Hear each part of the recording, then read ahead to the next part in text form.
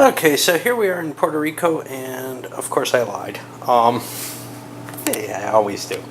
At the beginning of the game, my first thought was, oh, hey, I think the best choice for the first player is to grab a colonist and no one else gets one. Well, it's not the case. At the beginning of the game, there are actually a number of colonists on the colonist ship equal to the number of players.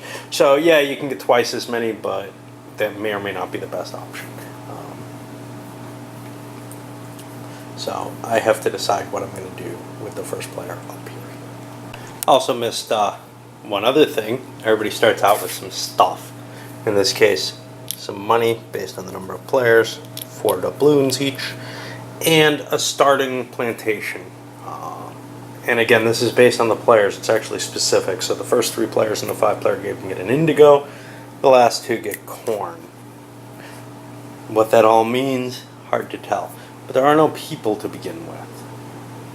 Now, people give an advantage to the guys with corn. So the first player may or may not want to start off by picking people. Even though he gets 2, doesn't look like as big an advantage for him as maybe for the people who have corn to begin with. Because corn can be gotten rid of, it can be produced immediately. So I've got to be kind of careful with what I'm going to choose here for the first player. What do I want? I'm going to go with the settler.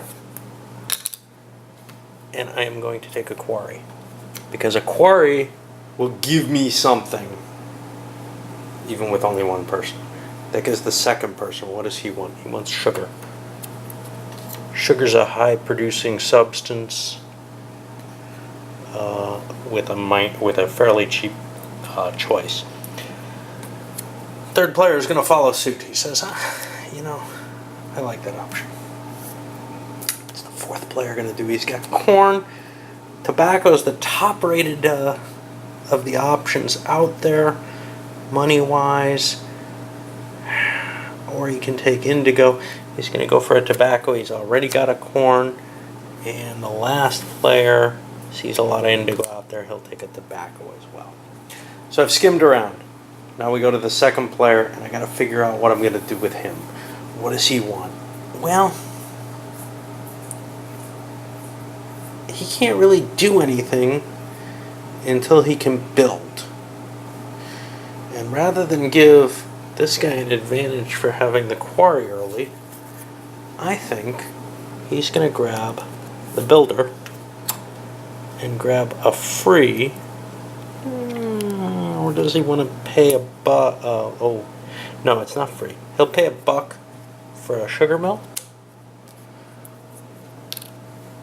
Second player, I'll pay $2 for that same sugar mill.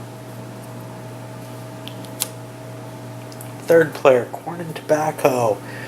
He could pay his whole wad for the tobacco. Thinks that may be worth it.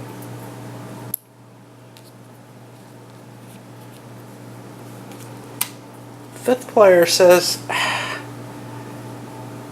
don't think that's worth it. I think I'm going to go for a card. I'm going to go for a small market for $1. Are these good choices? I have no idea. I'm just giving this a quick run through, try to see who's getting what. Okay, fourth player says, no question. I'm going to take the mayor, which gets me a free colonist, and we each get one off the ship. Now, do we get to put them in place yet? I don't know. Yes, we get to fill them. He's going to place in sugar and on his sugar mill. Second guy only has one. He will place it on the corn. Fourth and fifth guy also on corn. Doesn't see a reason to fill anything else yet. This guy, he's going to place on the quarry.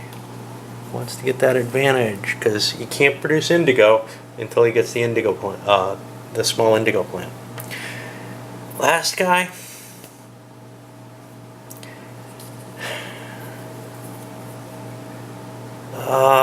So here's his choice.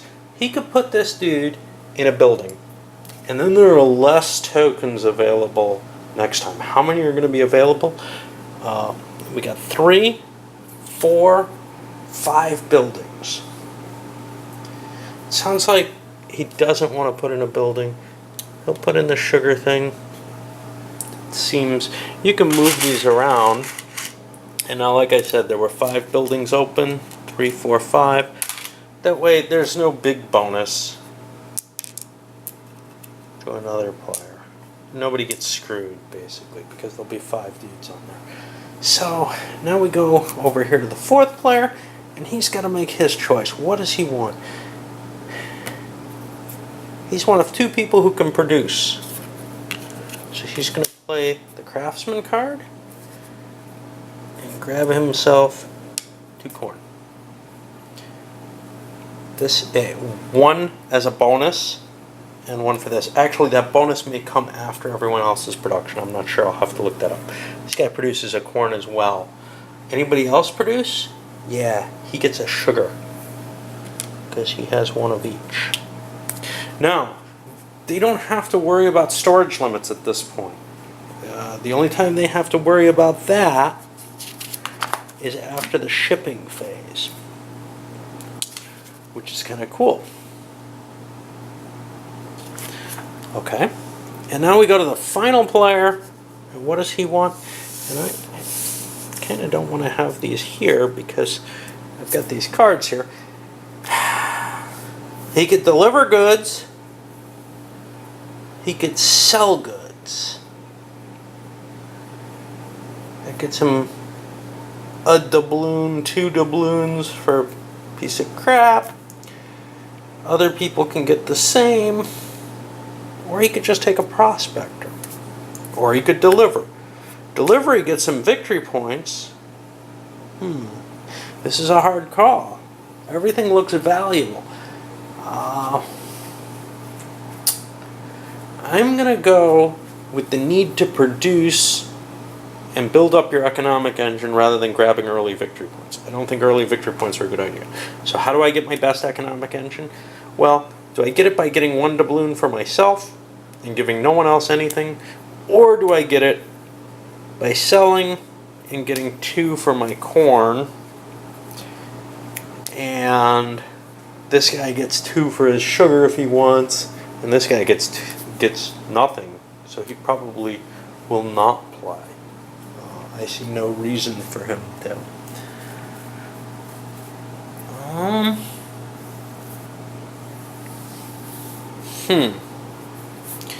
I think it makes the most sense just to take a buck for myself and let everybody else fend for themselves. Alright, we've made it around. That means we put a buck on each of these untaken cards. All the cards go back.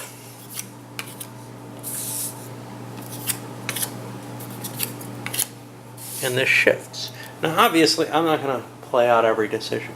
I'll come in every now and then, I guess, and show you where we're going. Maybe at the end of a round. I'm not sure. Maybe even less than that. We'll see. Okay, next time around, we see the governor pick the builder so that he could build the indigo plant a little bit cheaper. And he hasn't converted over to indigo. He's still producing sugar, but he knows that he would rather not be reliant on just the sugar and didn't really want to do that. These go away. I cheated. I think something else should have been discarded. Oops. I forgot to discard them last time. 3, 4. Oh well. You know. These things happen, right? Alright. That's 5. I get 1 more. And I don't think it's a big deal because I've got the hacienda in play, which brings additional plantations out, and the quarries can happen. So it's not like this is a special number in there. It just screwed up. Okay, so a number of people built, and let's look what we have here. Indigo to match up, tobacco to get his tobacco, which he ended up getting more of. For him, he bought the hacienda. And this allowed him to get extra draws. Since he took the settler card, he took a quarry and then drew an extra random one, which is kind of cool. Okay, let's go. The new colonist, he took the extra colonist, which allows him to set up for heavier production. He took the captain to sail so that he could get victory points for his corn. Pulled in 3, an extra one for that, and I believe he got a doubloon as well because that was an unused card. Other people got to get victory points, though. There was a corn here, and the guy with the sugar was left with kind of an iffy choice. Do you send it or not? He chose to send it and get the victory point because he doesn't have anywhere to store stuff if he starts producing. So he wants to make sure that he doesn't get an overload of stuff. I don't know how valuable that was, but... over here for the settler, I already explained what happened. Finally, the prospector, he took 2 doubloons for that. We put some money out on the unused cards. And the trader, it is becoming definitely more interesting. The cards go back.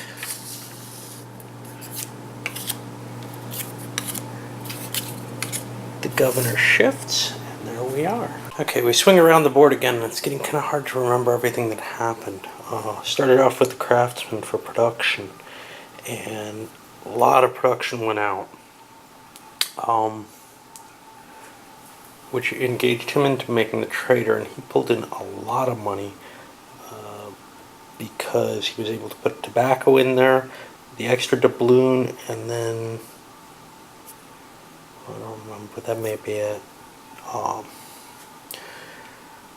Over here, what did he do? He took the mirror and took colonists. They went out. We got a replenishment at 6. So now we're getting a fuller board coming out. The builder, now this is where it's kind of cool. He's going for the hospice to get more colonists, but he's got to get some. He's got to play colonists once to get more in there. The hacienda, same as for here. If the settler comes up, he gets an extra plantation at random. Small market comes up over here. He took that with his puny money because we're seeing some of the things that I value more are disappearing. He gets an extra doubloon on sales. Which I thought he had. Oh no, he had it. Yeah. Alright. And everybody sold out, and actually he had it, but it wasn't full. That was the problem. Everybody sold out, and the corn was actually thrown in there at 0. Indigo was put in to prevent other people from getting larger amounts of money, which is kind of a cool little factor. Do you want to lose some of your stuff that's not necessarily worth much? Sounds like somebody's getting abused out there. Or do you want to let them have that bonus and maybe you can get something better off of it by trading it for victory points, because corn is great for victory points. It's as good as anything else. Of course, clogging up ships with high valued stuff might be cool too, like the sugar here is not terribly high valued, but what if it were a coffee in there? That means that ship is almost non-existent. Of course, that makes the wharf a more valuable card. It's very expensive, though. All right, let's go on.